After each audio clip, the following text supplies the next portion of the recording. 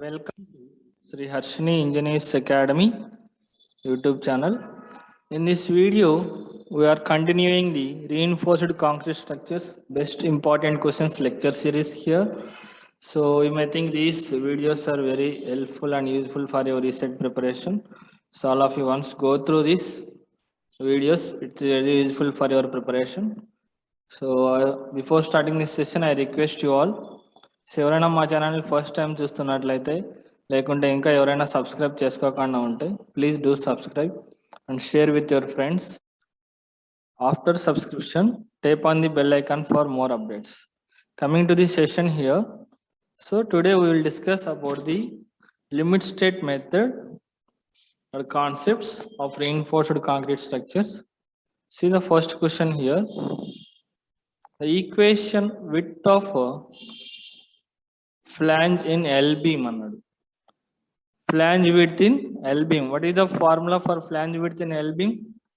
We already know. Already we have seen the T beam level width of flange, right? So here we need to calculate the L beam width of flange. That is BF is equal to L naught by 12 plus BW plus 3DF is the right answer. So option number B is the right answer here. So remember this L beam and T beam width of the flange formulas. Coming to second question here. FC is greater than FT, neutral axis lies in.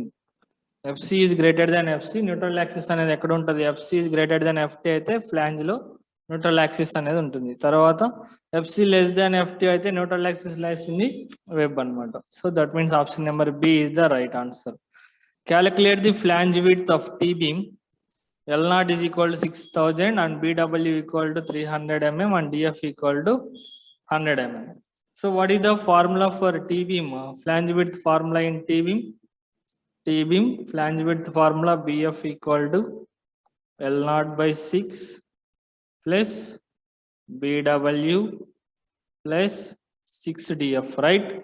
So substitute the values here. L naught is 6000 by 6 plus BW is the 300 plus 6 into DF is 100.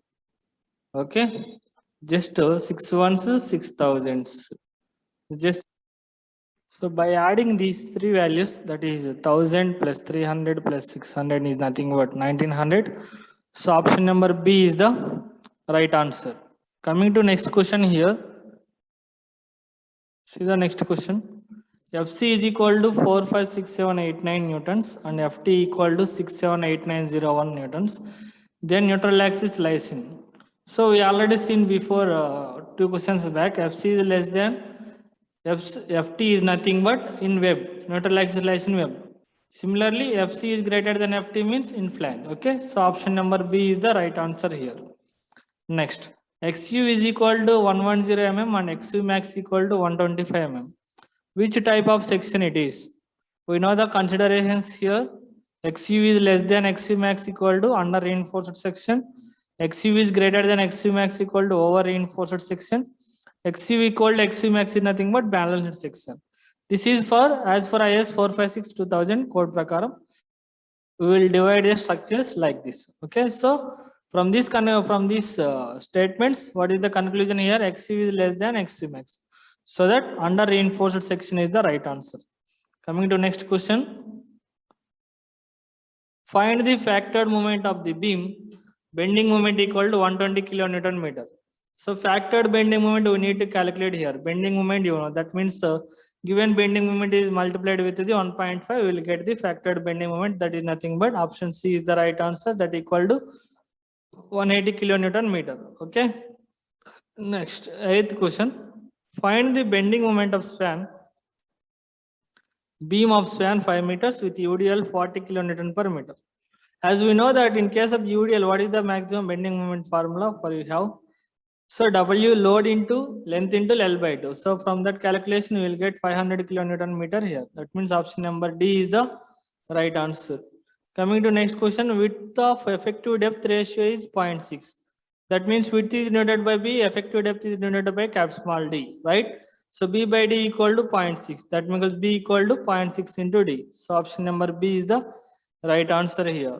Next, what is the option available for structure designer when the applied moment of the beam is more than the moment of resistance of the beam? See the options here.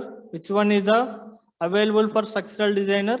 To increase the depth of the beam, to use higher grade of concrete, to improve moment of resistance, to provide reinforcement in the compression zone of the beam, to increase moment of resistance.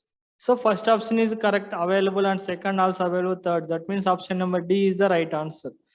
Next, under reinforced concrete beam has depth of neutral axis less than limiting depth of neutral axis. That is also right. Moment of resistance is less than limiting moment of resistance. It is also correct. Tensile strain in steel reached at yield value while maximum compressive strain in concrete is less than its ultimate crushing strain. This is also right. So option number D is the right answer. Coming to next question. In a singly reinforced beam, the effective depth measured from its compression edge to tensile reinforcement. Singly reinforcement lo effective depth measured from the compression edge to the tension reinforcement. Okay. Next, why the design of RC over reinforced section is undesirable? Why the design of reinforced concrete over reinforced section is undesirable? Option number, it consumes more concrete, it undergoes high strain, it fails sudden, appearance is not good. So option number C is the right answer. It fails suddenly. Next, minimum tension steel in RC beam needs to provided to be prevent sudden failure, arrest crack width, control excessive deflection, prevent surface cracks. Option number A is the right answer. That means prevent sudden failures. So next question, and under reinforced sections are options: undergo larger deflection at failure, fails sudden, capable to carry stress reversal, less stiffer. So the option number A is the right answer here. Next, as the percentage of tension steel increases in singly reinforced concrete beam, depth of neutral axis decreases, depth of neutral axis increases, lever arm increases, lever arm decreases. Option number B is the right answer here. Next, and under reinforced sections are steel width provided at the undesired only, steel provided is insufficient, steel provided on one face only, steel will yield first. So, and under reinforced sections are steel will yield first. Okay. Next question. Doubly reinforced RC beam is considered less economical than the singly reinforced concrete beam because tensile steel is more, shear reinforcement is more, concrete is not stressed its full value. So compression steel is under stressed. So option number D is the right answer. Deflection of doubly reinforced beams are dash compared to singly reinforced beams of same depth.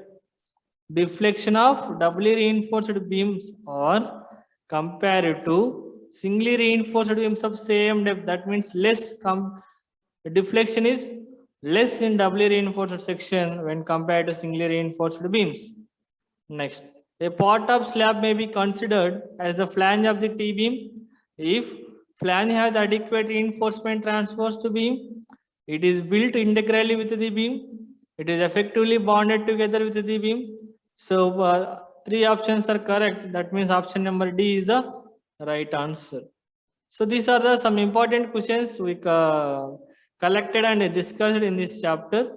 So you may think these questions are very useful for your research preparation.